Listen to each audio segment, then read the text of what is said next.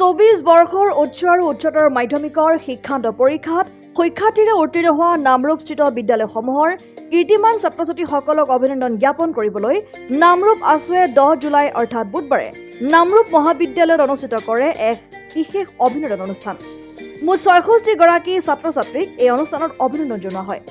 অনুষ্ঠানত বিশিষ্ট অতিথিৰূপে উপস্থিত থাকে পদ্মশ্ৰী হেমপ্ৰভা চুতীয়া। বিশিষ্ট বয়নশিল্পী গৰাকীয়ে ভাষণ প্ৰসংগত ছাত্ৰ ছাত্ৰীসকলক কেৱল চাকৰিমুখী নহৈ অধ্যয়ন কৰাৰ বিপৰীতে স্বাৱলম্বী হৈ ৰাজ্যৰ অৰ্থনীতি টনকিয়াল কৰিবলৈ আহ্বান জনায়। আমি নামৰূপ আঞ্চলিক ছাত্ৰ সন্থাই নামৰূপ মহাবিদ্যালয়ৰ প্ৰেক্ষাগৃহত আজি বিশেষ অভিনন্দন অনুষ্ঠানৰ যোগেদি নামৰূপৰ যিসকল উচ্চ আৰু উচ্চতৰ মাধ্যমিক শিক্ষান্ত আৰু চূড়ান্ত পৰীক্ষাত যিসকলে ৭৫ শতাংশতকৈ নামভৰ লাভ কৰিবলৈ সক্ষম হৈছে, সেইসকলক আমি নামৰূপ আঞ্চলিক ছাত্ৰ সন্থাৰ প্ৰত্যেক বছৰে সদৌ অসম ছাত্ৰ সন্থাৰ শিক্ষানিধিৰ আধাৰত বিশেষভাৱে অভিনন্দন জ্ঞাপন কৰি আহিছোঁ। ঠিক এই বছৰো আমি নামৰূপ মহাবিদ্যালয়ক এই বিশেষ অভিনন্দন অনুষ্ঠানটি অনুষ্ঠিত কৰিছোঁ। আমাৰ লক্ষ্য আৰু উদ্দেশ্য এটাই যে যিসকল কীৰ্তিমান ছাত্ৰ ছাত্ৰী, এই কীৰ্তিমান ছাত্ৰ ছাত্ৰীসকলে অনাগত দিনত আমাৰ এই জাতীয় জীৱনৰ হৈ অসমৰ হৈ তেওঁলোকে আমাৰ জাতিটোৰ হৈ কাম কৰক আৰু তেওঁলোকক আমি এই আনুষ্ঠানিকভাৱে তেওঁলোকক অভিনন্দন জনোৱাৰ উদ্দেশ্যে এই অনুষ্ঠানটো অনুষ্ঠিত কৰিছোঁ। তেওঁলোকে আমাৰ এই অভিনন্দন অনুষ্ঠানৰ যোগেদি তেওঁলোকে অনুপ্ৰেৰণা পাওক। আমাৰ আঞ্চলিক ছাত্ৰ সন্থাৰ তৰফৰ পৰা আমি তেওঁলোকৰ হৈ কিমান কি কৰিব পাৰিছোঁ আৰু তেওঁলোকে আচলতে বা আমাৰ আজি এই যিসকল ছাত্ৰ ছাত্ৰীসকলৰ অভিভাৱক অভিভাৱিকা আৰু ৰাইজ আহিছে, তেওঁলোকে আচলতে ইয়াক মূল্যাংকন কৰিব। কিন্তু আমাৰ লক্ষ্য আৰু উদ্দেশ্য এটাই যে কীৰ্তিমান ছাত্ৰ ছাত্ৰীসকলক আনুষ্ঠানিকভাৱে অভিনন্দন জ্ঞাপন কৰি তেওঁলোকে যাতে অনাগত দিনত নিজৰ জাতিটোৰ হৈ নিজৰ অঞ্চলটোৰ হৈ আচলতে ভালদৰে কাম কৰি যাওক, এজন দেশৰ সুনাগৰিক হিচাপে হওক।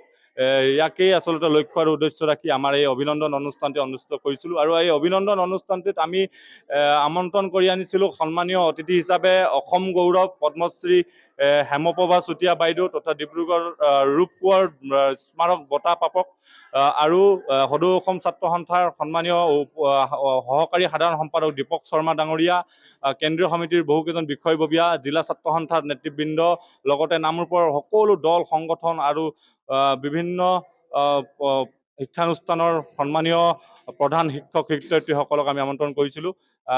অনাগত দিনত আমাৰ এই অনুষ্ঠানৰ যোগেদি আমি আৰু অধিক শক্তিশালী ৰূপত। নাহৰকটীয়াৰ পৰা ক্ষীৰোদ কোঁৱৰৰ ৰিপৰ্ট, অসম আদিত্য। NKS হুণ্ডাইলৈ স্বাগতম। নৰ্থ ইষ্টৰ প্ৰথম GDSI 2.0 ফিচাৰ্ছ ডিলাৰ হৈছে NKS হুণ্ডাই। অত্যাধুনিক সা সুবিধাৰে তৈয়াৰী মষ্ট আপডেটেড হুণ্ডাই ডিলাৰ এতিয়া ডিব্ৰুগড়ত। আমাৰ NKS হুণ্ডাই ডিলাৰত open sales consulted room, customer ৰুমৰ লগতে পুৰণি গাড়ীৰ এক্সচেঞ্জ ফেচিলিটিও ৰখা হৈছে। ইয়াত চেলছৰ লগতে ছাৰ্ভিচ ছেক্টৰৰ সুন্দৰ সুবিধা আছে। প্ৰয়োজনীয় সকলো এডভান্স টুলছ, হুইল বেলেন্সিং, এলাইনমেণ্টৰ অত্যাধুনিক machine, post hydraulic lift, fully ট্ৰেইনমেণ্ট পাৱাৰৰ লগতে nitrogen gas filling facility, fully automatic car washer ফেচিলিটিও আছে। লগতে NKS হুণ্ডাই ডিলাৰে কাষ্টমাৰসকলৰ সুবিধাৰ্থে মোবাইল ছাৰ্ভিচ ভেনৰো ব্যৱস্থা ৰাখিছে, য'ত হাইড্ৰলিক লিফ্ট, ৱাশ্বিং facility, wheel balancing, tyre pressure check কৰাৰ লগতে বহুখিনি সুবিধাই উপলব্ধ আছে। NKS হুণ্ডাইলৈ আহক আৰু সুবিধাসমূহ গ্ৰহণ কৰক।